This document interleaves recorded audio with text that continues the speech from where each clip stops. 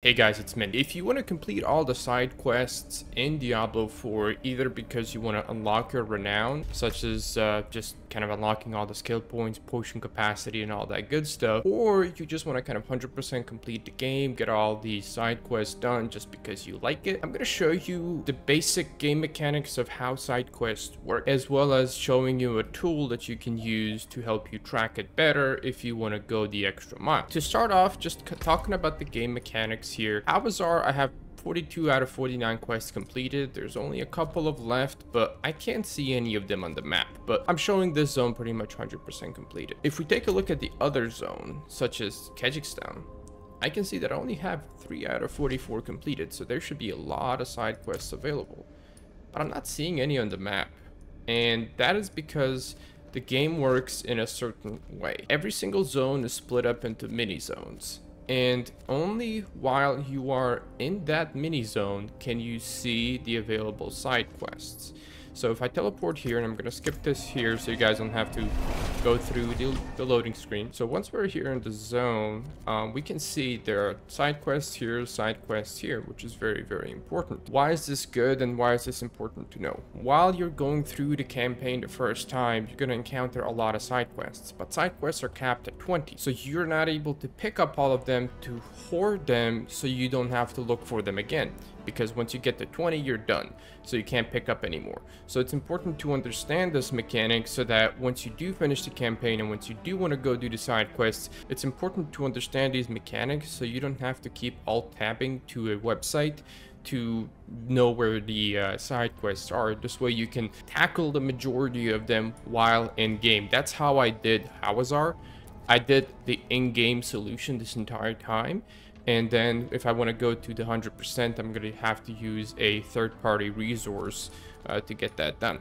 There's two more things I want to show you regarding the game mechanics. And the first one is I'm going to go here to this small town. See you in a bit. All right, so we're here. As we can see, when I go here, I can only see one side quest. But this is the main city. And I know for a fact it has quests, but I can't see any of them. So if I go to the city here, if you take a look at it here, this is the main city. So the main city has all these side quests, but again, at the same time, I can't see this one. So this is an important mechanic to understand. The main capital cities are mini zones within a mini zone. Even though you can't see them on the map, they are treated as such. So if you're outside of the city, you can't see the quests that are inside. And if you're inside the city, you can't see this quest, which is right over here. So that's very important to know. So also, if you want to kind of utilize this mechanic as much as possible, if you have the fog of war or the undiscovered area, you're not able to see the quests there. So kind of the way that I approached when I was doing Awazar is I go to a mini zone, I explore it entirely, or just kind of pick up the quests in town, let them lead me into the areas, do all the quests. Once all the quests in that mini zone are completed, I go out and I explore all the missing areas just in case there's not a side quest. You could use the tool I'm about to show you to see is it even worth exploring, but in my opinion, exploring is worth it in itself, even if there's no side quest, because it does give you 5 renown per area you uncover. It's a valuable thing to do because in Awazar there's 56 areas to discover, so that is 130, if I have the math right. That's 130 renown. That is literally like you did 6 quests, 6.5 exploring everything. So it's worth doing. No reason why not to. Now the next thing is using a tool outside. So this one right here is a map. So I'm gonna show a link down below, and this is a map of all of the activities in Diablo 4. So if you open up the map the first time, it's like I can't use this. There's two really important things to kind of keep in mind here is you just hide all, and I use this for either getting the altars or you can use it for the side quests. So if you open up the side quests right here, where are they? They're at the bottom. You can see all of the side quests, but I want to show you something very important. So we're going to go back to this zone that we were here a moment ago, which is this one right here. Let's teleport. Looking at this map here, we can see there are 2 quests here and 2 quests here. If we look at the interactive map, we can see, okay, there's 2 quests here, but there's actually 4 or 5 actually, and there's 3 here. I know I did this one already myself. These 2 I haven't done obviously, and these ones I can't remember if I did them or they're part of a chain.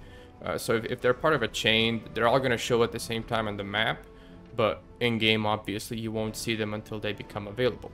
But what I want to show you here is this. So for example, if we look at this, currencies from afar, a random mob or corpse in the area will drop a bag of coins. So there's a quest here that you can start. It's one of those random hidden quests, but you can't see it here. It doesn't show up on the map. So those are the quests that are going to be, they're going to stop you. So if we take a look at Hawazar, I have 42 out of 49 completed.